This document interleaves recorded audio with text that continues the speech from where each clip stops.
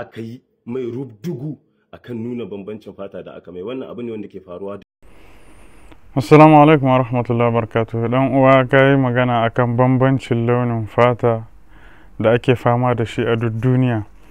Babu ko shakka wannan matsala ce wadda ta jima, kuma an jima ana neman a kawo ƙarshen da, amma kuma abun kullum ƙara ci gaba yake yi. Kuma magana gaskiya yadda ka faɗa haka nan ne, a kowane ɓangare fa akwai ta a ɓangaren babbaku, kuma akwai ta a ɓangaren farare. Amma idan za a faɗi gaskiya, farar fata sun fi nuna wariyar launin fata bisa ga babbakun fata. Amma kuma maganar da ka kawo cewa za ka ga in wani yana da hali, namiji yana da hali, a maimakon ya aure yar uwar shi baka, za ka ga inda duk farar mace take sai ya nemo ta. Wannan abu yana faruwa hatta a nan Libya. So da dama na ga larabawan da suke zuwa Masar, tana yiwa nan in sun nemi mace fara a hana musu ita, amma za su je Masar su auro balarabiya fara. A Najeriya mun gan su so da dama suna zuwa Nijar su auri fararen mata, Abzinawa ko kuma Fulani. Farar mace da zuwa da suke yi daga Najeriya su zo su armi farar mace a Nijar, ba wai sun zo neman mai addini ba ko mai tarbiyya ko menene ba, sun dai zo su armi fara. Kuma babbakun maza da yawa sukan ce fara doguwa suke so, ko da ubanta maye ne. Kaga wannan ya nuna kai ka raina ma launinka, ka je kana neman wani launi can, gobe kuma aka ce kai aka raina launinka, kai ne ka fara yi. Wa'annan abubuwa akwai su, kuma ni ɗaya daga cikin shaidu ne, ni da kaina na san wannan matsalar ciki da waje, sabida bani da mafita a kanta. Sabida Allah ya yi ni, yana da alaƙa da farare, sa'annan yana da alaƙa da baƙaƙe ta kowane ɓangare. Wani lokaci ɗan uwanka ne ma fa za ka ji yana kashe murya, yana cewa ai baƙi ne.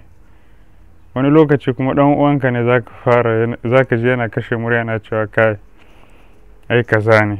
Wa'annan matsala ta mamaye duniya, duk da dai za a ce abubuwa ya fi yawa ne a ɓangaren mutanen da ba su san abin da suke yi ba, ko jahilai, ko mutanen da ba su da alaƙa da addini.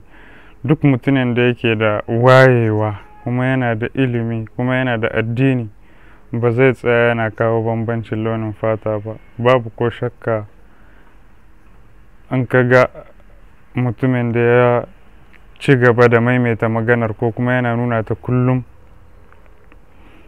to ni na san mutanen da an ka yi irin wannan magana kusa da su za su hantare ka, kuma su kwaɓe ka cewa kadda ka sake yin irin wannan magana.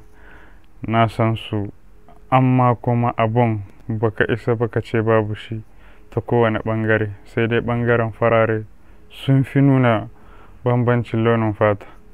In kana nan cikin social media ne, in ka shiga duniya ko ina, kowa ya san cewa wannan abu akwai shi na bambancin launin fata. Wannan magana ta ka haka nan ne, amma kuma menene abin yi? To ganin nake ni jahilci ne da kuma rashin sanin ya kamata, da rashin addini. Saboda duk wanda yake da addini ya san Allah babu ruwan shi da farin fatarka ko baƙin fatarka. Allah yana aiki ne da abin da yake zuciyarka. Saboda ba za a tambaye ka ba kai fari ne ko baƙi ne a ranar alƙiyama, ko kuma da mutum ya koma ga Allah. Ana tambayar shi ne da addinin shi, sallah, azumi da kuma sauran abubuwa. Wannan abun babu ko shakka wata ƙasa zuwa wata ƙasa ya fi yawa, kuma a tsakanin baƙaƙe ma akwai shi. Baƙi da baƙi, baƙi ƙabila kaza ya raina ƙabila kaza, fari ƙabila kaza ya raina ƙabila kaza. Wannan tabi'a ce ta ɗan adam. A kawo ƙarshen shi kwata-kwata ba na tsammanin zai yiwu, amma dai abun ana iya rage abun ta wajen faɗakar da mutane da ilmantar da su, da kuma gaya musu illar abubuwa. Amma babu ko shakka akwai ci gaba sosai adda kwai, saboda ƙasashe da yawa za ka gani farare sun armi baƙaƙe, ko kuma baƙaƙe sun armi farare, ana samu ko ina. Amma fa abun bai yi yawan da za a ce ai kowa da kowa ya zama ɗaya. Misali Nijar, a ƙasar agadas ba ta kama da sauran ƙasashe irin su tawa ko shinta ko wajaje. A agadas abun bai yi ƙamari ba, mutane sun game sun zama ɗaya. Wannan a taƙaice kenan. Assalamu alaikum wa rahmatullahi wa barakatuh.